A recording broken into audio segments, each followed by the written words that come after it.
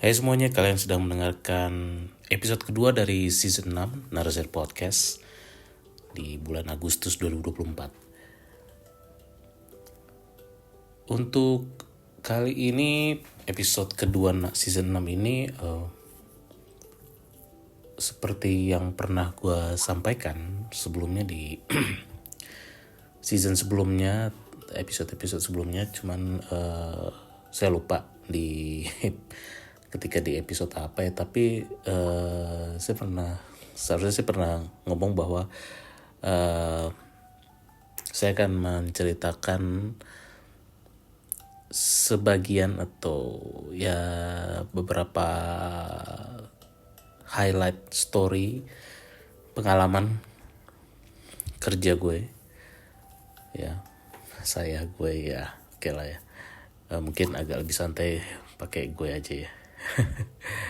Pengalaman kerja gue selama di work experience terakhir, dan juga diharapkan memberikan sebuah insight dan inspirasi buat yang mendengarkan, dan juga mungkin sebagai komparasi kalian, baik itu kalian udah punya pengalaman kerja 5 tahun, 10 tahun, atau mungkin yang baru fresh graduate, atau yang baru junior level dan sebagainya ya. Ya gue nggak tahu ya, kecuali kalau kalian mau kasih komen atau apa, mungkin cerita kalian itu ada di level apa work experience-nya saat ini, ya, akan lebih gampang lagi gue mencoba ini ya, mengelaborate sharing story ini. Dan juga apa sih yang mau gue angkat di episode kali ini ya, yang mau gue angkat adalah tentang dunia kerja dan juga masalah-masalah besar,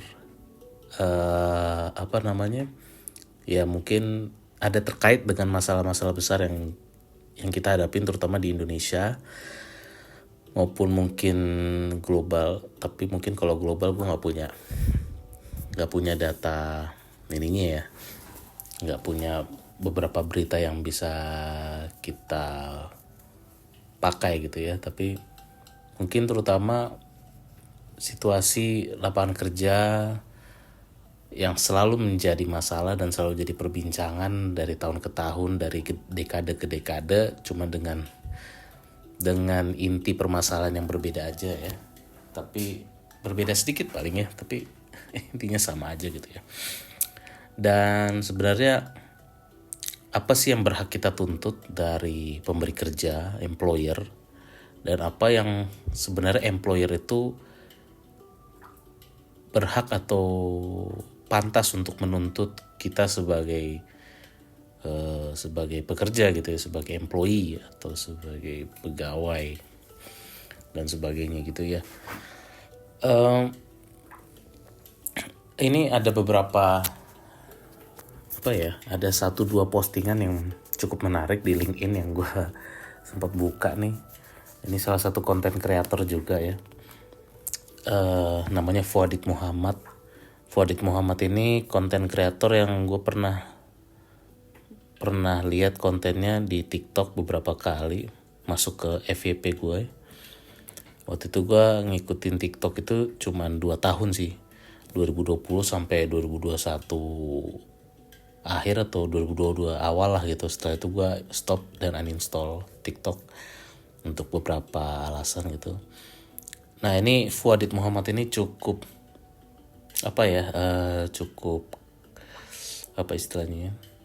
cukup vokal dan cukup kritis dalam menyampaikan komplain-komplain dan keluhan dan keresahannya gitu ya.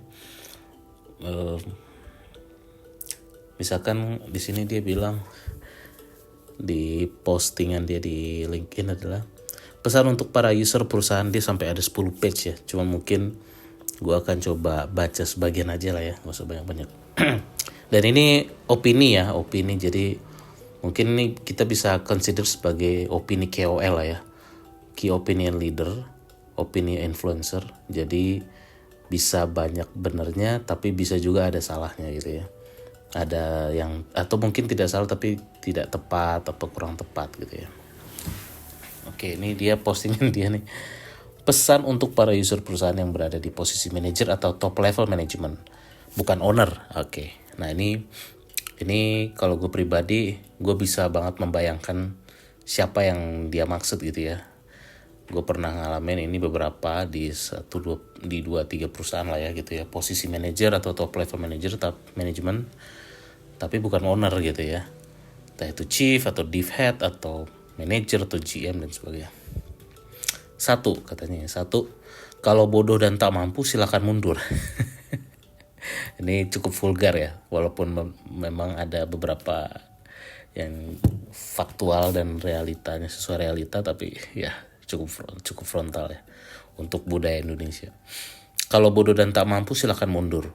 Berada di posisi manajerial itu bukan hanya jadi penyuruh, bukan cuma nyuruh-nyuruh. Kalau cuma nyuruh-nyuruh, percayalah bawahanmu juga bisa melakukan itu lebih baik. Oke, kalau bawahan bisa melakukan itu lebih baik itu belum tentu ya, tapi ya dia benar di poin ini ya kalau cuma nyuruh-nyuruh mah ya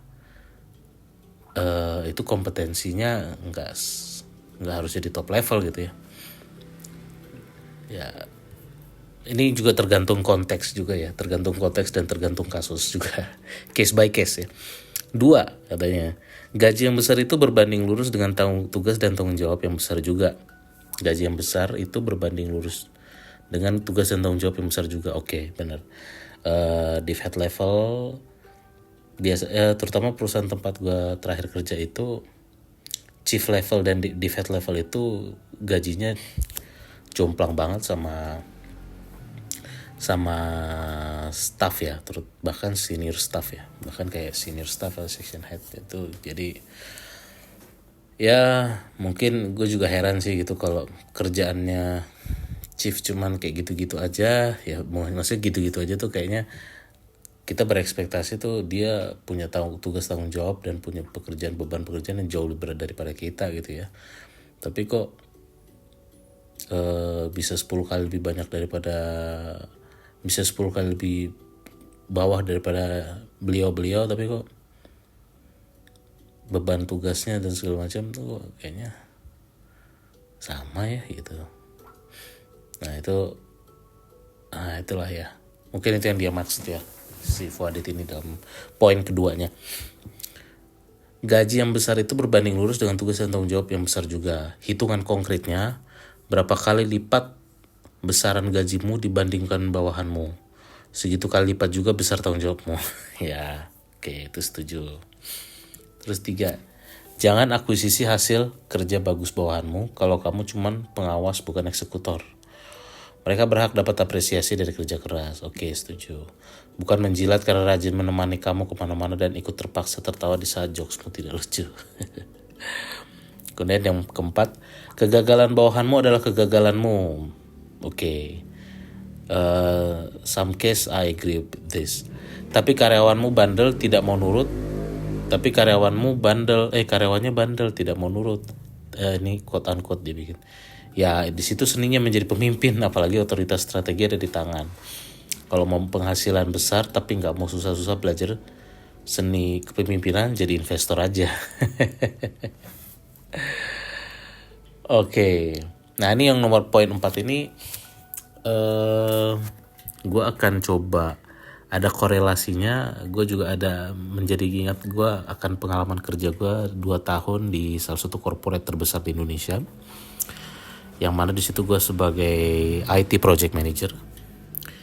Dan dalam hal yang dibilang tadi, kalau karyawannya bandel tidak mau nurut, nah di situ seninya menjadi pemimpin, apalagi otoritas strategi ada di tangan. Nah, otoritas strategi ada di tangan. Nah ini garis bawah ya, karena waktu itu walaupun gue sebagai project manager, tapi ya gue sebagai outsource gitu ya, outsource di corporate tersebut.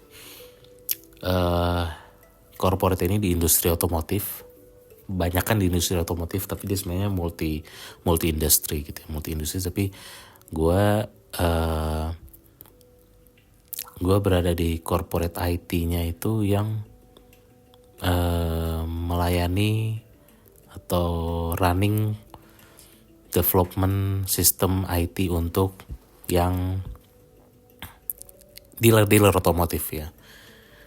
Gue cukup kasih tahu itu aja ya.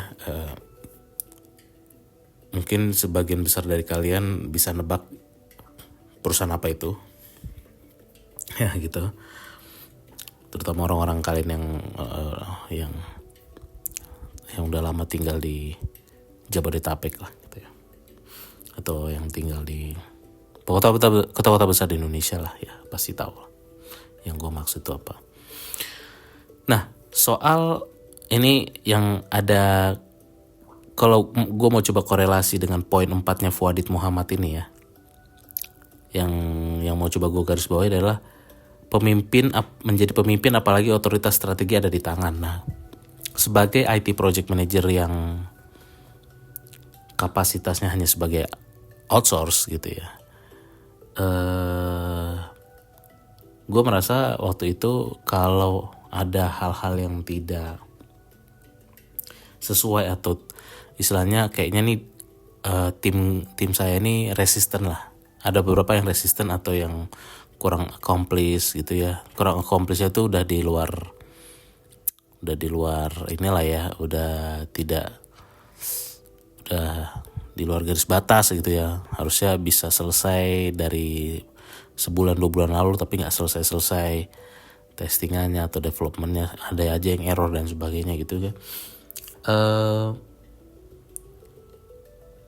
Gue merasa ya sebagai PM outsource itu nggak punya otoritas yang full ya gitu. Kita hanya bisa mensuggest, orang ini nggak bisa dipakai gitu, orang ini nggak bisa diatur, tapi ya udah gitu. Cuman ya nggak ada punishmentnya juga ke mereka gitu, karena cuma sekedar outsource, nggak bisa SP dan sebagainya. Dan bahkan beberapa dari mereka juga ada yang outsource, ada yang PKWT dan sebagainya gitu ya. Kalau yang outsource pun juga kalau ada senior dari Kartap itu yang mempertahankan ya jadi tetap jalan gitu. Dan ada juga misalkan ternyata senior ini nih, yang senior yang levelnya hampir sama seperti saya atau bahkan sedikit di atas saya gitu ya, secara fungsional dan secara kerja di lapangan gitu. Dia seringkali menghambat progres, karena sebenarnya kuncinya dia yang lebih tahu kuncinya untuk menyelesaikan beberapa masalah.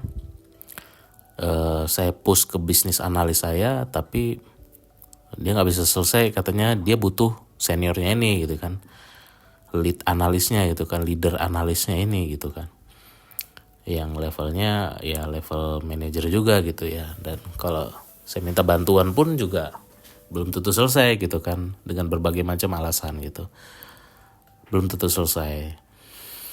Nah itu menurut gue otoritas itu setengah-setengah gitu ya, hanya 50-60% gitu. Yang saya bisa lakukan hanya ya ketika PDCA atau Plan Do Check Action dengan PMO sebagai supervisor saya di supervisor PM ini, ya cuman bisa itu aja, hanya bisa eskalasi, yaitu senjatanya PM ini di sana ya cuman eskalasi gitu, eskalasi status update gitu kan. Kalau marahin bawahan juga kayaknya nggak efektif juga gitu ya. Kalau marahin juga tidak menyelesaikan masalah juga gitu. Beberapa hal nggak bisa menyelesaikan masalah, kecuali memang ini ya gitu. Kita pun juga nggak punya database psikologi masing-masing member kita ini ya, baik business analyst, developer atau QA tester gitu. Oh kalau si ini misalkan kita dapat informasi source yang confidential gitu, itu hanya dipakai di company. Misalkan ini pikiran saya aja gitu selama berpengalaman kerja ya, lebih dari 10 tahun gitu di industri IT. Misalkan kita bisa kerjasama dengan HR, bisa kerjasama dengan human capital ya, itulah ya, entah HR atau human capital istilahnya ya, terserah lah. Misalkan dengan human capital kita bicara, member saya itu ada segini nih, ada 10 orang A sampai J. Si A ini psikologisnya gimana ya, kalau dimarahin dia bagus gak ya kerjanya? Oh iya, bisa lancar kalau dimarahin misalkan, atau kalau dia harus digalakin. Tapi kalau B gak bisa nih, si B ini kalau digalakin malah jadi kontraproduktif gitu kan. Dia harus dia diomongin pelan-pelan atau dimotivasi dengan cara apa, misalkan dikasih ditraktir makan siang atau apa misalkan gitu ya, walaupun tuh nggak benar ya, nggak ini juga ya, nggak aneh juga ya, masa harus digituin dulu baru kerjanya benar gitu ya. Tapi misalkan gitu ya, dikasih makan siang dulu baru jalan kerjanya bagus segala macam. Terus yang si C begini, yang si D begitu, ya gitu. Menurut saya baru punya otoritas strategi yang bagus gitu. Nah jadi ya itu ya, makanya. Tapi akhirnya kita punya tingkat kesulitan yang sedikit lebih rumit daripada yang diasumsikan oleh Fuadit ini yang di poin 4 ini gitu kan, di postingan LinkedIn dia di kalau nggak salah di tanggal 13 Agustus ya, kalau kalian mau cek ya gitu. Jadi ya itulah ya, jadi tapi tidak membuat gue stuck atau deadlock gitu ya. Ya pada akhirnya coba cari solusi alternatif lah ya gitu. Dan juga memaksimalkan daily check-in, memaksimalkan sprint retrospektif dan sebagainya gitu kan. Kita kan punya kerangka kerja seperti itu ya, ada daily scrum, ada sprint planning, ada sprint review, sprint retrospektif, ada PDCA gitu ya, dan sebagainya gitu. Jadi selain eskalasi lah, kalau eskalasi itu kan senjata paling gampang dan apa ya, menurut saya kurang kreatif sih. Eskalasi itu biasanya saya pakai ya kalau emang udah mentok aja dan harus ada project lain yang gue prioritasin gitu. Karena waktu gue kerja di corporate yang meladeni project-project dealer otomotif ini, dalam anggaplah tiap quarter ya, satu quarter itu gue bisa dijajalin untuk ada 5 project yang berjalan gitu ya. 5 project berjalan itu pun belum termasuk ada harus kena ketemu project-project yang udah go live yang butuh tiket untuk di hotfix dan sebagainya. Itu mungkin nggak usah gue hitung lah ya, karena itu biasanya situasional atau accidental lah gitu. Tapi ya anggaplah setiap quarter itu gue dijajalin 5 project. Biasanya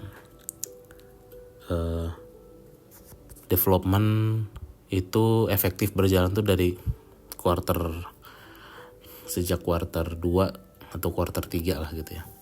Terutama quarter 2 lah. Jadi anggaplah quarter 2, 3, dan 4. 1 tahun itu ada 4 quarter. Jadi 3 quarter. Jadi 3 quarter itu total bisa sampai 15 project lah gitu ya. 15 project, mau itu project skala besar maupun project yang medium atau yang kecil gitu. Tapi dalam setiap project juga selalu ada dilengkapi dengan informasinya tuh udah pasti harus ada business analyst yang menyiapkan dokumen-dokumen, yang menyelesaikan dokumen-dokumen requirement prototype gitu ya, sampai ke business process specification. Dan juga ada developer, sudah pasti ada programmer, developer. Dan kadang kita juga rebutan resource developer kalau developernya terbatas sekali dan kita harus bersinergi lagi dengan tim leadnya, terutama tim lead developernya.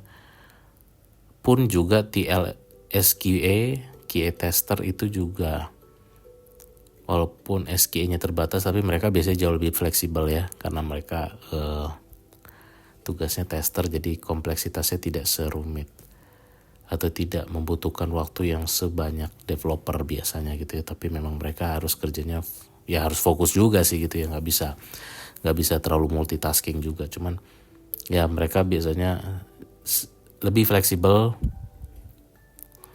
untuk pindah dari satu project ke project lain dibanding developer lah gitu.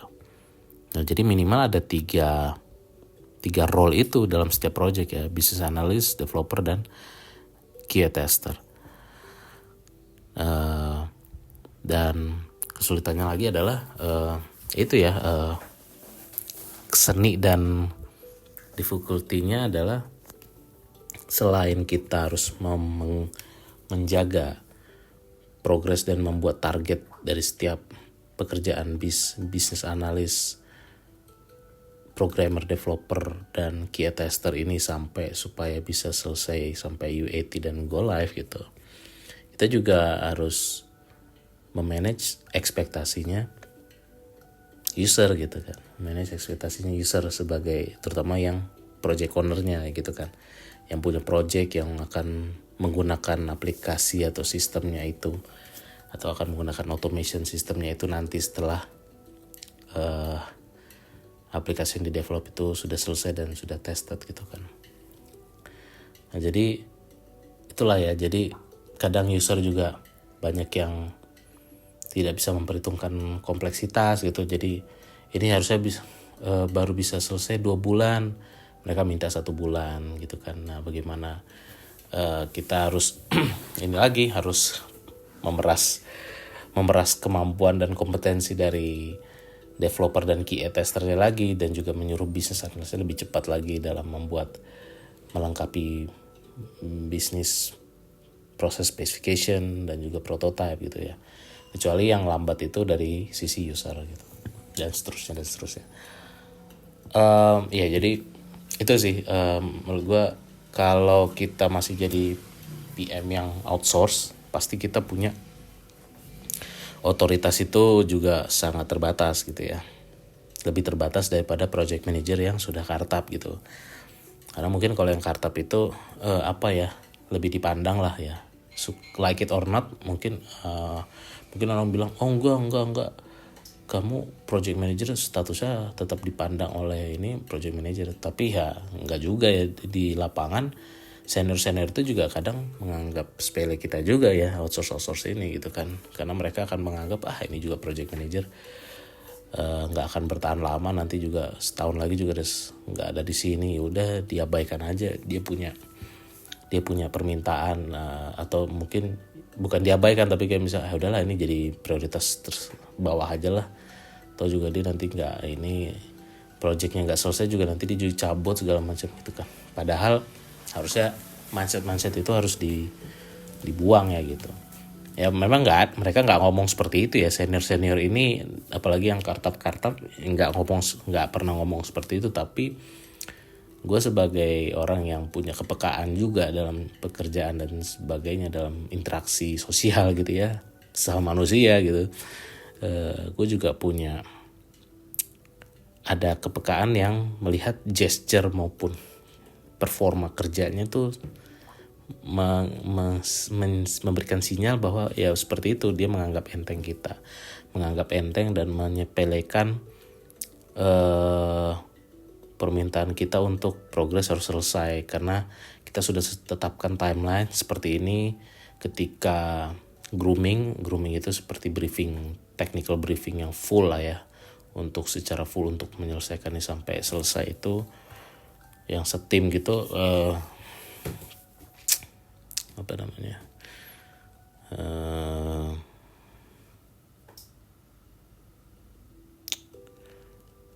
Kita udah sepakatin, kita udah komitmen bahwa ini bisa selesai sekian mendes, sekian hari, nanti UAT-nya range tanggal sekian sampai sekian, karena QA testednya sudah bisa selesai H- berapa, dan kemudian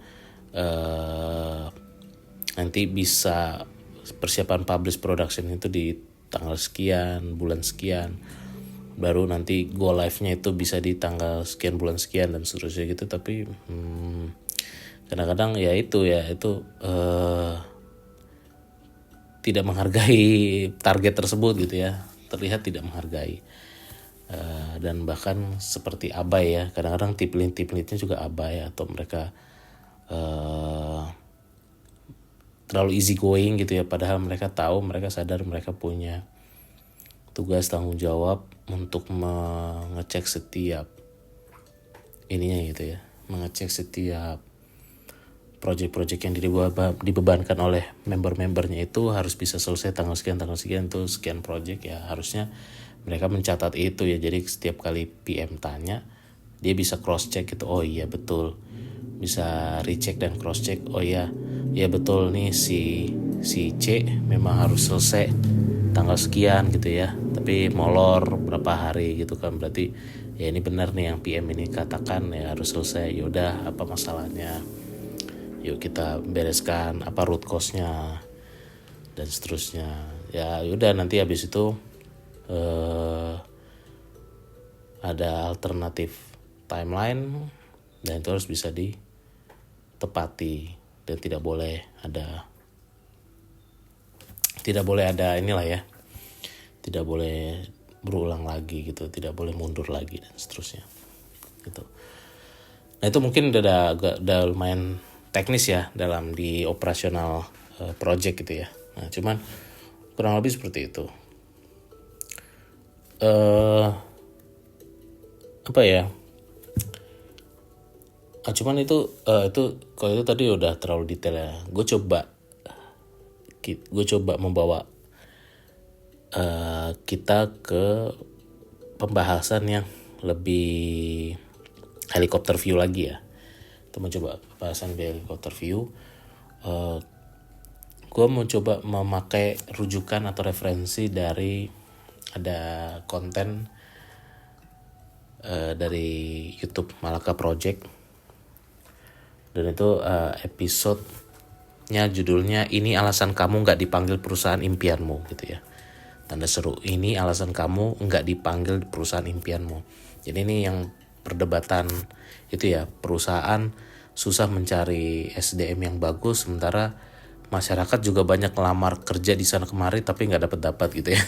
Singkatnya seperti itu. Ini episode tanggal 16 Juli 2024 ya. Dan narasumbernya adalah Dr. Hasanuddin Abu Rahman atau biasa dipanggil Mas Hasan atau Pak Hasan ya. Dia doktor ilmu fisika dan penulis, tapi dia praktisi dan profesional perusahaan multinasional di Jepang maupun perusahaan Jepang di Indonesia gitu ya. Jadi ketika dia bicara soal SDM, produktivitas SDM di Indonesia, kualitas tenaga kerja di Indonesia, kualitas profesionalisme di Indonesia, itu gua cukup relate dan nyambung lah dengan apa yang dia sampaikan. Jadi menurut gua kalian boleh banget untuk nonton episodenya Pak Hasanuddin Abu Rahman ini di YouTube Malaka Project.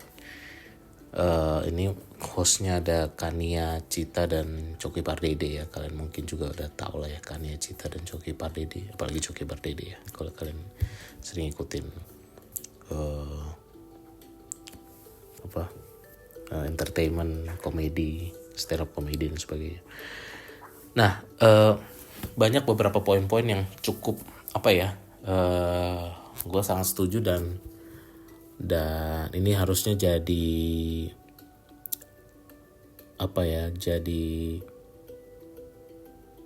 poin pembelajaran yang penting banget buat kalian semua ya, baik kalian yang baru fresh graduate, junior level, bahkan senior level gitu ya. Karena tidak semuanya kita ini pernah dibekali atau dapat pembekalan tentang tentang hak dan kewajiban kita sebagai employee, dan juga bagaimana menjadi manajer yang benar, bagaimana menjadi pegawai yang benar dan seterusnya gitu. Jadi Pak Hasan ini bilang gitu kalau dia mengingatkan lagi ya di episode ini mereka mengangkat kembali bahwa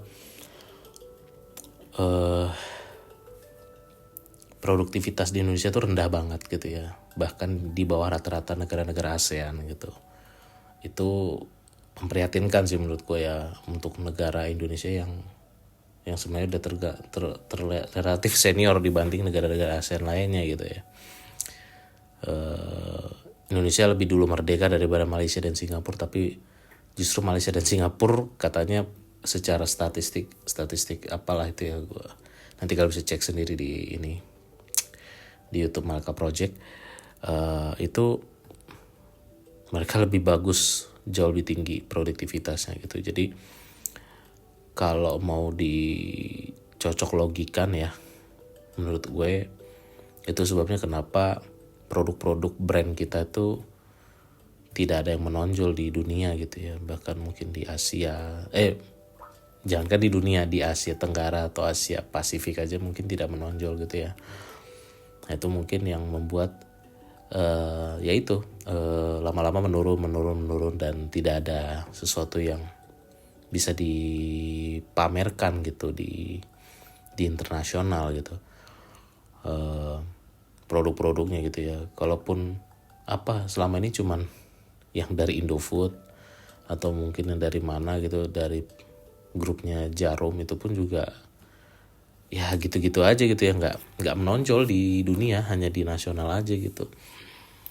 Nah karena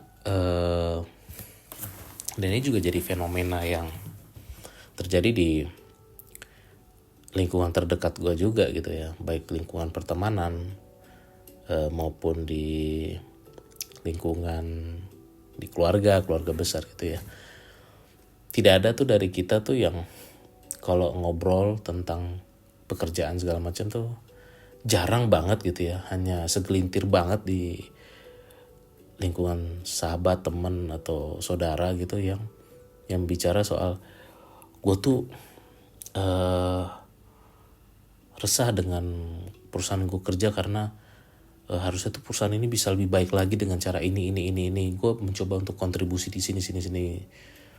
Cuman belum diterima dan sebagainya. Itu nggak pernah ada bahkan obrolan seperti itu ya. Hampir nggak pernah ada lah ya. Hampir nggak pernah. Kalaupun ada mungkin gue ada 1-2 momen. Tapi itu sampai saking jarangnya ya gue jadi nggak inget gitu ya. Jadi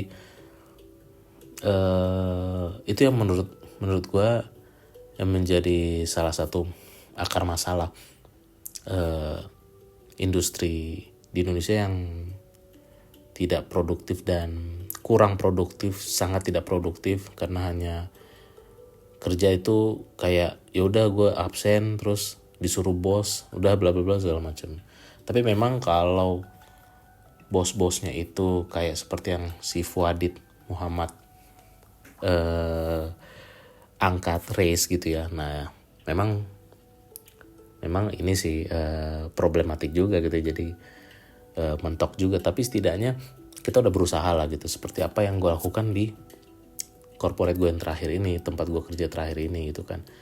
Gue tuh punya banyak keresahan gitu, sebenarnya kita bisa begini, dan itu biasa gue sering sharing juga dengan teman-teman sesama PM, terutama yang teman-teman outsource. Bahkan gue juga ngobrol ini juga ke beberapa rekan member gue yang menjadi orang-orang yang gue pimpin di setiap project itu, business analyst ataupun business analyst ataupun functional SAP gitu, ataupun bahkan tim lead yang cukup transparan dan terbuka lah dalam membicarakan masalah yang terjadi di perusahaan kita gitu kan. Misalnya tim lead SAP yang senior gitu, yang kartap, gue juga sering tukar pikiran juga beberapa kali gitu dengan dia soal cara kerja maupun performa dan sebagainya. Cuman memang mungkin dia terlalu banyak komplain ya. Tapi seharusnya cuman mungkin dia juga sadar bahwa value dia tuh jauh lebih besar daripada gaji yang dia dapat gitu ya. Kalau itu mungkin another issue ya gitu, another story. Tapi kalau misalkan kita dapat gaji yang baik, gaji yang layak gitu ya, tapi kita juga tidak perform atau kita kerjanya pas-pasan ya, perusahaan juga pasti akan malas gitu untuk mempromosikan kita, malas untuk mempertahankan kita kalau kita itu outsource atau PKWT dan seterusnya gitu. Jadi Pak Hasan bilang, dan ini juga gue pernah dengar juga di 1-2 konten medsos Instagram atau YouTube juga, Pak Hasan tuh bilang ya karyawan itu adalah cost. like it or not, apalagi perusahaan swasta gitu ya, perusahaan swasta terutama ya. Mungkin kalau PNS kita bisa parameternya agak sedikit beda, tapi kalau untuk perusahaan swasta, startup, corporate yang bahan bakar dia untuk hidup dan tetap berkembang adalah cash flow dan profit gitu ya. Revenue harus lebih besar daripada cost gitu. Karyawan itu adalah cost, sehingga apalagi costnya besar gitu ya. Kalau di APBN, kalau di PNS, ASN, negara, lembaga-lembaga negara, ibaratnya itu adalah belanja pegawai ya. Belanja pegawai. Nah balik lagi ke perusahaan swasta, cost. Karena, sorry ini gue lagi agak pilek. Karena perusahaan itu adalah, perusahaan, karyawan, employee, mau itu staff sampai direksi, manager, general manager, supervisor, operator, apapun itulah staff gitu ya, bahkan outsource seperti gua dulu dan seterusnya, itu adalah cost. Jadi bagaimana supaya human capital ini, sumber daya manusianya ini harus menghasilkan 4-5 kali lipat lebih besar daripada gaji dan tunjangan dia, atau setidaknya lebih besar daripada gaji dia lah gitu, gaji pokok dia tiap bulan gitu. Jadi kalau misalkan misalkan gue sebagai general manager, anggaplah gue misalkan GM gitu ya, sebagai general manager, kalau gaji gue 25 juta, ya gue bagaimana kontribusi gue terhadap perusahaan, kontribusi gue dalam supaya perusahaan ini cash flow-nya lancar, supaya perusahaan ini punya value yang naik, dan misalkan apalah sales marketingnya makin tinggi dan sebagainya, itu lebih bagus, ya gue harus tetap bagus dan tetap menghasilkan profit yang baik, yang lancar dan konsisten. Gue setidak-tidaknya harus berkontribusi kepada perusahaan itu 100 juta tiap bulan, 25 kali 4, itu minimum. Lebih bagus lagi kalau bisa 5 kali lipat, bahkan 8 kali lipat, 10 kali lipat gitu ya. Mungkin kalau 10 kali lipat terlalu inilah ya, terlalu susah lah ya, karena itu berarti udah kapitalis banget gitu ya, udah mungkin nggak tahu, mungkin perusahaan minyak atau perusahaan apalah, perusahaan emas kali yang bisa berkontribusi seperti itu ya. Cuman ya itu anggaplah 4 kali lipat, 25 kali 4, 100 kan ya, 100 juta gitu, anggaplah 100 juta setiap bulan, harus bisa 100 juta untuk berkontribusi, punya value 100 juta tiap bulan untuk perusahaan, supaya perusahaan lancar cash flow-nya segala macam, profitnya.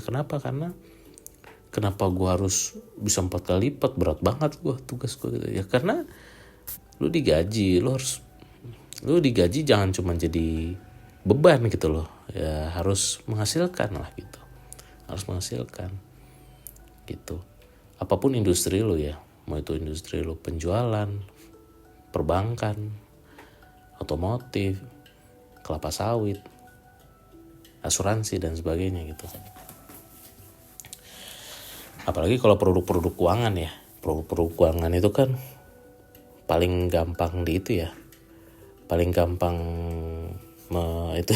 bukan paling gampang sih, ya apa ya istilahnya ya, produk keuangan itu kan atau produk perbankan itu kan tidak terlalu sulit untuk melipat gandakan sebuah nilai uang gitu dibanding kalau manufaktur gitu. Kalau manufaktur udah biaya produksinya harus ditekan serendah-rendahnya, terus harga produknya juga nggak bisa mahal-mahal banget. Kalau produknya terlalu mahal,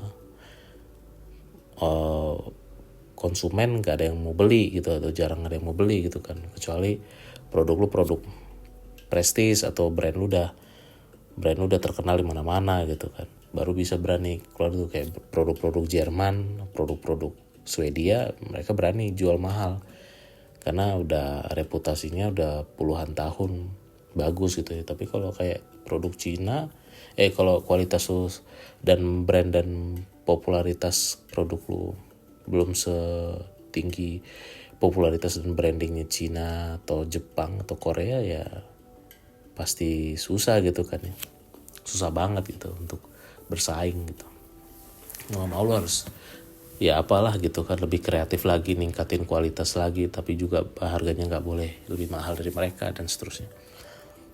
Jadi balik lagi ke situ ya. Jadi itu tadi kata Pak Hasan ya, Dokter Hasan gitu ya, dia yang bilang ya lo harus 4-5 kali lipat bisa menghasilkan gitu. Jadi maksudnya gini loh, kita tuh jangan egois lah jadi orang gitu ya. Kecuali kita sudah mengarahkan, mencurahkan segalanya, kita udah memeras otak kita sekencang-kencangnya untuk memberikan inovasi, solusi dan sebagainya, tapi tidak diterima dengan baik oleh superior kita, oleh manajer kita atau GM kita atau head kita lah, division head atau apa, oke lah gitu ya, kita ya udah gitu ya gitu. Mungkin lu bisa jadi nggak terlalu peduli gitu ya, atau misalkan bos lu sering ngeklaim solusi lu, ya udah gitu. Tapi kalau memang solusi lu itu emang nggak bisa dijadiin intellectual property, ya mohon maaf gitu, mau gimana gitu ya udahlah gitu. But again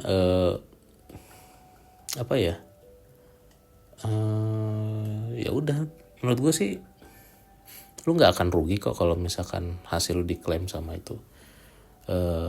Sebagai orang yang punya iman gitu ya, sebagai gue orang yang punya iman, have faith gitu, gue yakin kalau memang kalian kerjanya bagus, prestasi kalian ada, dan tidak misalkan tidak kurang diakui atau ditutup, di cover, prestasi kalian itu di cover oleh bos kalian, percayalah selama kalian masih konsisten untuk berkarya atau bekerja gitu, akan ada yang menghargai kalian lebih kok, akan ada yang mengapresiasi kerja kalian dan hasil kerja kalian dan prestasi kalian kok di tempat lain, dan mungkin tidak menutup kemungkinan dihargai sampai kalian berhak membuat hak kekayaan intelektual sendiri kalau memang hasil kerja kalian layak dibuatkan IP-nya, intellectual property-nya gitu. Tapi again, kalau kita kembali ke sisi profesional, ya udah yang kayak tadi gue bilang ya, jangan sedih gitu loh. Ya lu mungkin prestasi yang lu lakukan adalah ya itu, misalkan kayak gue jadi GM, ya gue menciptakan prestasi yang menghasilkan ratusan juta untuk perusahaan dan bisa sampai miliaran dalam setahun gitu kan. Dan tapi gue cuma digaji 25 juta per bulan, terus mungkin cuma dapat bonus sekian, cuma berapa, gak seberapa dan sebagainya. Bahkan gue waktu outsource itu gue gak ada bonus, gak ada THR, gak ada medical gitu, tapi gue tetap bekerja sepenuh hati dan mengerahkan semua kemampuan gue gitu ya. Dan tidak jarang, hampir selalu gue tuh kerja melebihi jam kerja yang diwajibkan gitu. Misalkan gue baru kerja jam 8:30, gue bisa selesai kerja tuh harusnya kan ya 5:30 udah bisa selesai kan, tapi gue bisa sampai 6:30 sampai jam 7 gitu. Atau bahkan gue kerja jam 8 pagi, bisa aja gue baru selesai kerja jam 6 gitu. Ya baru pas setahun terakhir aja baru gue agak lebih ngepas aja gitu, 8 jam gitu ya, 8 jam, 8,5 jam atau 8 jam pas gitu.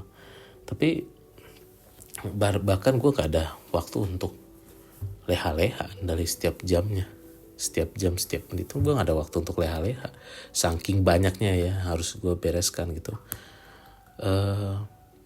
Dan gue bahkan merasa juga dengan begitu banyak kontribusi dan begitu banyak pengorbanan, bukan pengorbanan ya mungkin gue begitu kerja keras, gue tuh udah kerja keras banget dan tekun gitu ya, setiap hari Senin sampai Jumat untuk menyelesaikan semua proyek-proyek yang ada di saat itu. Tapi gue merasa harus ada yang gue improve lagi, harus ada yang gue tingkatkan. Oh gue masih kurang di sini, oh gue harus lebih rajin olahraga, gue harus lebih teratur lagi tidur supaya gak gampang sakit, kalau stres gak gampang sakit, dan seterusnya itu. Jadi gue tetap berusaha untuk improve selalu setiap hari gitu, setiap hari, setiap bulan, setiap minggu, setiap bulan gue improve lagi. Gimana caranya ya biar gue tetap bisa daily check-in tapi administrasi project juga bisa selesai dan seterusnya. Itu keresahan gue banget gitu ketika itu, yang karena waktu gue berasa 8 jam 9 jam aja gak cukup gitu untuk menyelesaikan semuanya gitu, karena begitu banyak meeting, user juga minta meeting tiap minggu, minta progress tiap minggu dan seterusnya. PMO minta kita update, harus tiap minggu harus ada deck yang kita update, dan decknya juga isinya juga nggak cuman sekedar kita isi tapi juga harus divalidasi lagi sama mereka, verifikasi dan ya gimana dan seterusnya gitu lah ya. Tapi gue merasa gue masih ada yang harus gue improve gitu, ada yang harus gue perbaiki, ada yang harus gue gimana nih, ada kerangka kerja yang bisa, sariawan nih kayaknya. Sorry, lidah gue kegigit soalnya ini biasanya tanda-tanda mau sariawan. Biasanya sariawan gara-gara flu pilek juga sih. Apa namanya? Ya,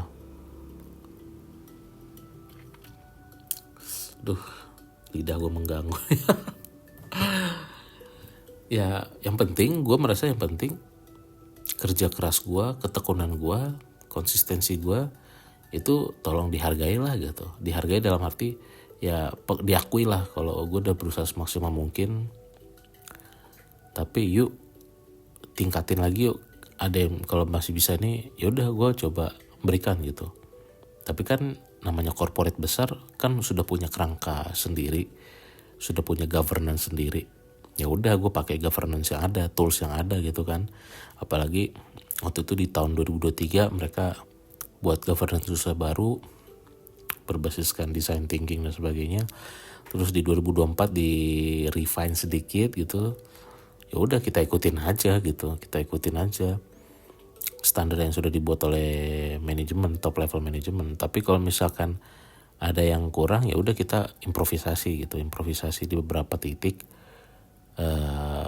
dalam hal skill komunikasi kita dan sebagainya, skill komunikasi, skill negosiasi dengan user, skill leadership. Nah itu mungkin itu yang gue merasa, yang gue rasakan, gue agak keluhkan itu ya, kita walaupun outsource kita boleh dong berhak dapat training gitu. Gue sih berharap tadinya dapat training leadership, training scrum master atau apalah gitu kan. Ya cuman ya waktu itu yang bisa dapat training ya cuman yang itulah orang-orang yang PKWT lah saat itu. Tapi ya oke lah gitu, setidaknya gue kan tahu apa yang gue lakukan gitu. I know what I'm doing, dan gue tahu apa yang harus gue capai, gue tahu apa yang harus gue tingkatin lagi, emphasize lagi gitu ya. Tapi kan nggak semua orang, nggak banyak yang punya pikiran seperti gue ya. Kalau gue lihat masyarakat Indonesia gitu, makanya kenapa susah dapat kerjaan atau apa gitu, karena mungkin udah nuntut terlalu banyak hak tapi kewajibannya